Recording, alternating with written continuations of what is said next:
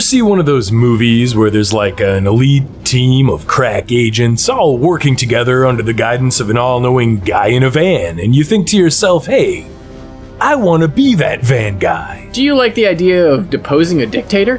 Well, armed only with guerrilla tactics, a few $1,000s, and the power of shady 90s websites. Do you like taking turns? No. Or are you an asshole? Yeah. If you said yes to these questions, well then you're in for a treat, because we have the perfect game for you.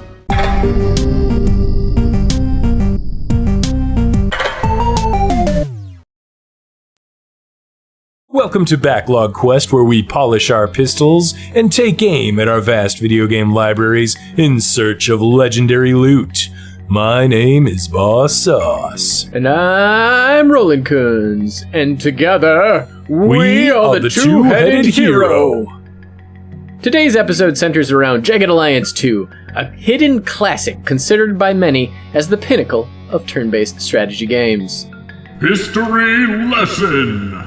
Way back in 1994, STATEGY was a development house and publisher best known for the Wizardry titles, a hardcore sword-swinging, sorcery-slinging series of deep computer role-playing games. They got a hold of a little title from an unknown studio called MacLeod Software by the name of Jagged Alliance, which is a stat-heavy turn-based strategy game featuring a contemporary setting, mercenary management, guerrilla missions, island environments, and cheeky humor that would feel right at home in any 20th century Schwarzenegger film. Now backed by the publishing power of STATEGY, Jagged Alliance was pushed forth into the world and received with great accolades. No cops, no courts, no jails, no law, yeah, you can count me in. While the second game in the series, Jagged Alliance Deadly Games, was little more than a spin-off with a map maker, Jagged Alliance 2 was a full-fledged sequel that improved upon and added to the gameplay of the first title in every conceivable way. Featuring one part point-and-click adventure, one part stat-driven RPG, one part squad tactics combat, and one part management sim, all in near equal proportion, there is absolutely nothing out there that plays quite like Jagged Alliance 2. And what's more, it does all this while retaining its special brand of goofy charm. I don't know why everybody thinks I'm psychotic. I'm not psychotic. I just have a passion for my job. Okay. Jagged Alliance 2 might be a classic, but it's also a relic of the 90s. The basic Steam version often runs in a postage stamp-sized window or crashes and causes system problems when alt-tabbing. But good news, everyone!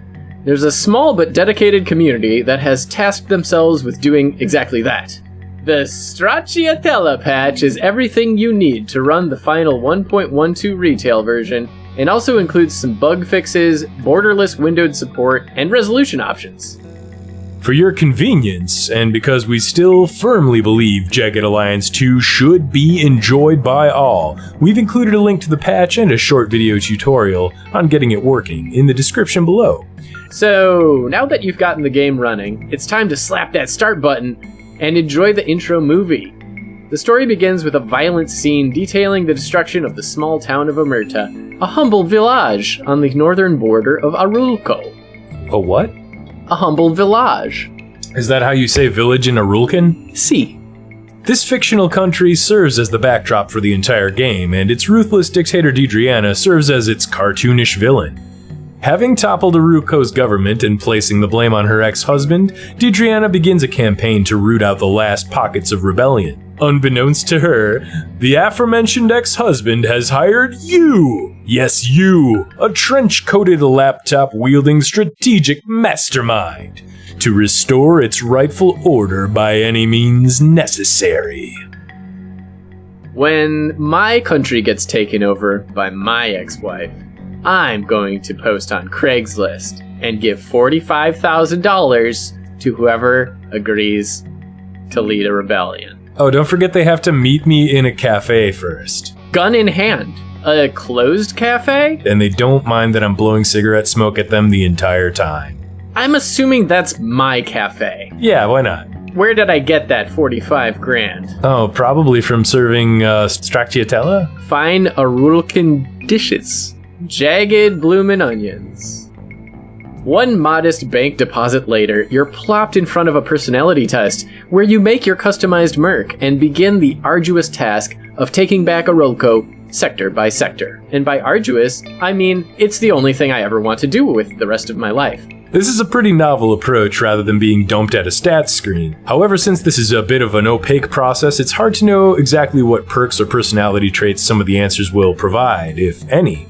Some of the humor in the quiz also was groan-worthy at the time of release, and 2 decades later it just feels out of touch. It's like, I think the writing credits go to Duke Nukem and Leisure Suit Larry.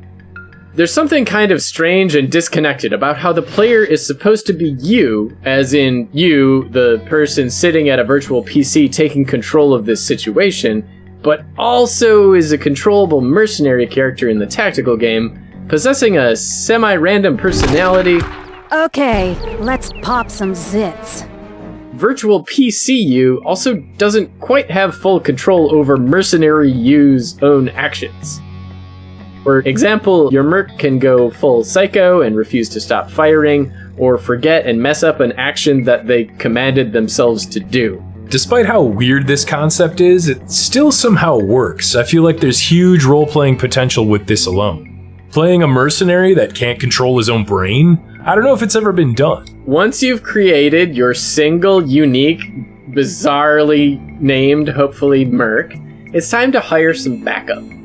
At the beginning, you can use your limited funds to contract some reputable mercs from the AIM website, where you browse dossiers and handshake each contract with an adorable little Zoom call. Hello, Barry Younger. What can be done for you? As the game progresses, other recruitment options become available. The rival recruitment site MERC hosts some of the less experienced, yet more colorful mercenaries, and the more you utilize MERC, the better their offerings become. Members of the rebel movement can be convinced to join your cause once your little brigade captures enough towns. Certain inhabitants of Arulco will enlist if your bank account and your leadership score allows. At the game's outset, however, you'll likely be limited to a handful of mediocre mercs before you copter drop into Omerta. Right around this point is when the game will prod you into tapping the tactical triangle button or advancing time, either of which will plop you down in Omerta and introduce the meat of the game's mechanics. 3 major things occur entirely within sectors: exploration and looting, point-and-click adventure elements, and tactical combat.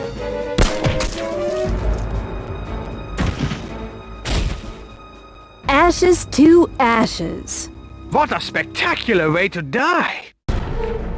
At the point where boot meets ground, players are thrust into tactical combat.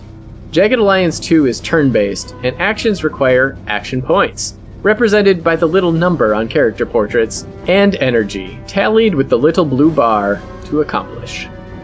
Trading bullets with Deidreana's flunkies is no simple matter. Cover, elevation, stance, weapon range, stealth, morale, time of day, line of sight, and the individual skill of the shooter all have an effect on whether or not hot lead hits a target.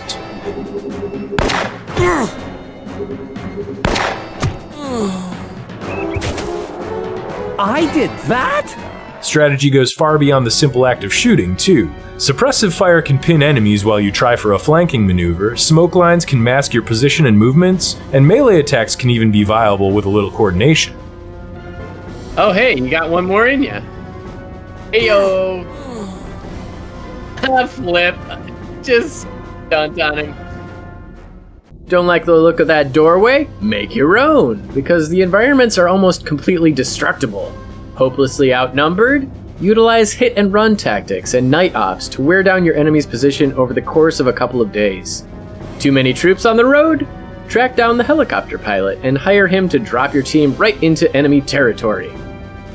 After combat ends, it's time to take a look around. Sector maps are filled with secrets, most of which are under lock and key, so getting to the good stuff sometimes requires the application of a locksmith or good old-fashioned blunt force. Crowbars, shape charges, shotguns, and C4 can all be a help when it comes to taking what you need in the name of the movement. There's even a wealth of hidden underground sectors that can only be accessed from sector map entrances, and exploring these caves and basements can have a huge payoff. If any civilians survive the crossfire, it's a good idea to try chatting them up. You'll need to do this right away to meet the Resistance anyhow, by giving Alma your letter of recommendation so that you can meet the rebels. And this simple puzzle serves as an introduction to Jagged Alliance 2's point-and-click adventure element. If only I knew it was so simple to join rebels in real life, like just give them your letter of recommendation. Yeah, your letter of recommendation from the deposed ruler. I'll need 2 references, a personal reference and a professional reference. Anybody with a unique name can be spoken to with a handful of dialogue options. Most of these little exchanges also have a healthy dose of humor, especially the cartoonish slapstick cutscenes featuring Deidreana and her advisor Elliot, who endures more and more abuse as your successes pile up. Control Drassen! Ah, Elliot, you idiot!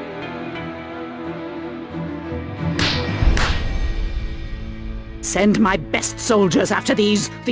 Nearly 200 characters have fully voice-acted dialogue, and the amount of personality and polish this brings to the game is still both endearing and impressive 20 years later. It's fucking crazy.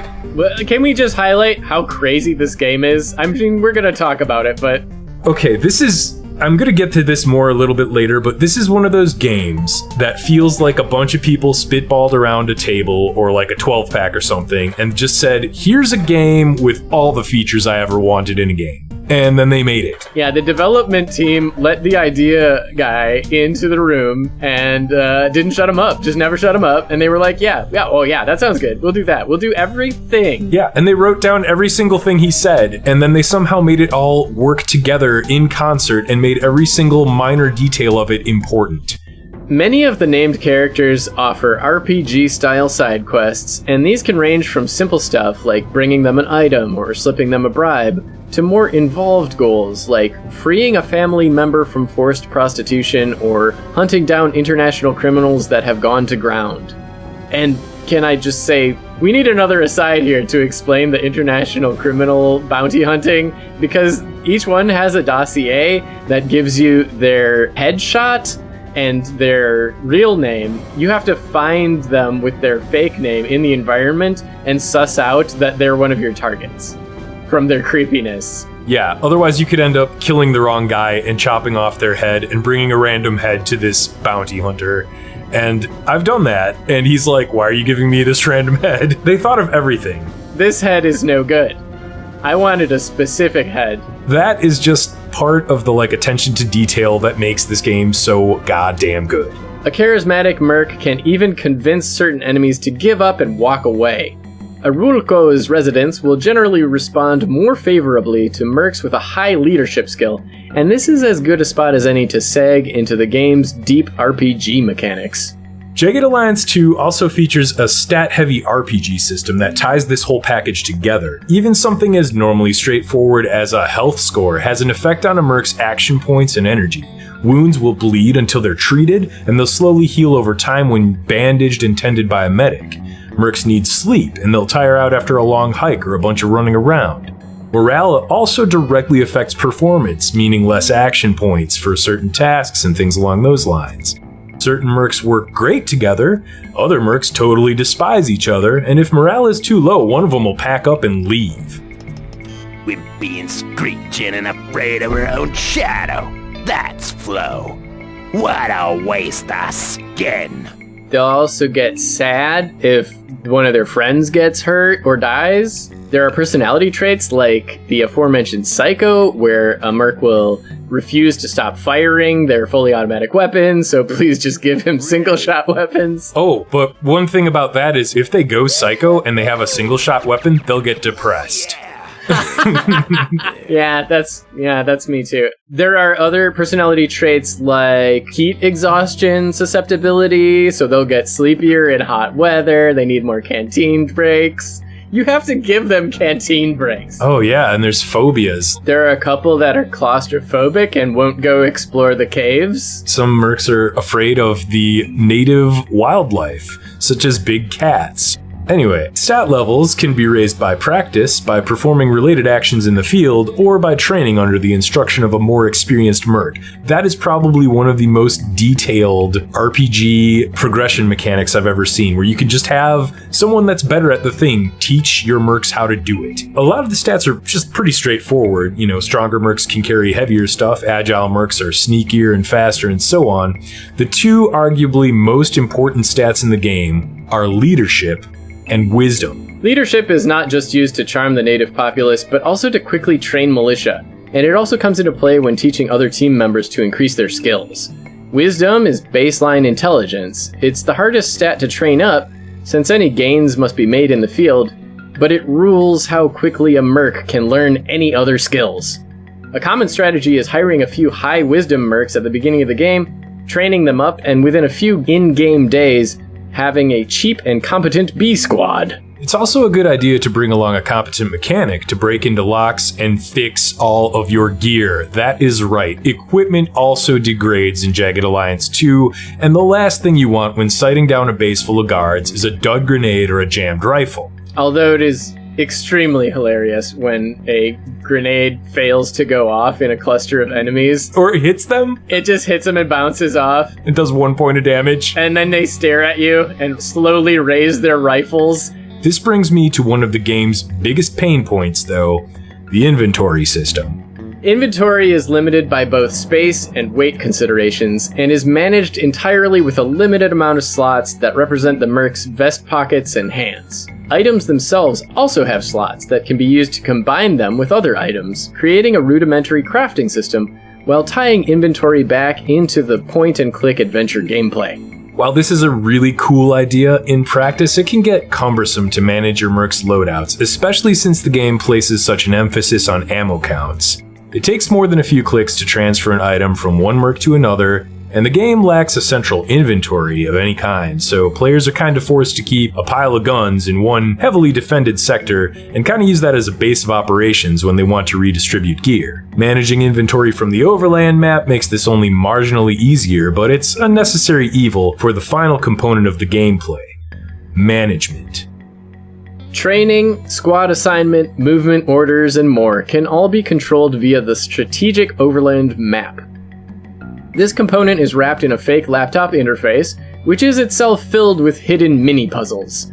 For example, once you take over an airstrip, you can order guns and ship them into the country. However, to even unlock this option, you would have had to visit the online gun shop's website. How did you get there in the first place? Oh, by visiting a buried link to the page on the AIM website. Mission objectives, additional intel, finances, and even a history log that tracks the most important in-game events are all accessible at the click of a virtual button here. The map is enormous. It is 16 by 16, so that's, 256 sectors, right? That is just massive. The map is enormous, and players are encouraged to liberate it as they see fit, but certain sectors such as silver mines should be considered a priority. Sectors also don't stay liberated. So militias must be raised by capable mercs in loyal towns, or the undefended sectors will be retaken by enemy forces. Each of the 256 sectors is handcrafted, and secrets are sprinkled throughout the map, although many of the points of interest lie within the settlements. A couple of the towns, San Mona and Estoni, are also considered neutral ground. These cannot be permanently occupied, but still have many hidden benefits worth uncovering.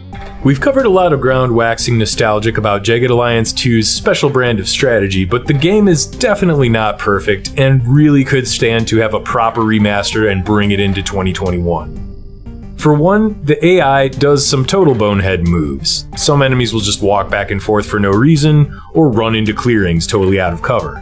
There are still some bugs involving turn lag that have been around since the game initially released in 1999. The save system lacks an autosave of any kind, and the RNG heavy battles make save scumming a big temptation. The UI feels dated in general, some of the strategic map commands are cumbersome, and while the graphics themselves are still quite serviceable, they could stand to be sharpened for modern resolutions and widescreen support. Even with the flaws that come with the territory of a 22-year-old game, it's hard not to keep talking about all the excellence that Jagged Alliance 2 brings to the strategy RPG table. So much of this game goes above and beyond expectation and invites replayability and discovery. What about the sci-fi subplot, which is only hinted at by an innocuous checkbox at the beginning of the game? What about the hidden capture and interrogation sequence? Jagged Alliance 2 feels like an everything soup game. It seems like the kind of project that came out of a backyard barbecue full of developers, making a feature wish list over a case of beer, and then subsequently bringing that list to life without half-assing any single one of the line items. The 90s had no shortage of games that should not have worked out, but still somehow got made, and this one is a prime example of one that holds up. As far as classics go, Jagged Alliance 2 joins the pantheon of essential must-play CRPGs, alongside the likes of the original Fallout and Baldur's Gate. Go play it. Free a rule code from tyranny yourselves. Kick some ass!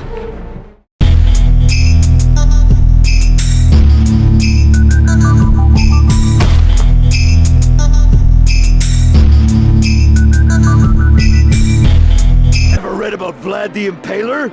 Awesome dude with the spikes? He's my hero!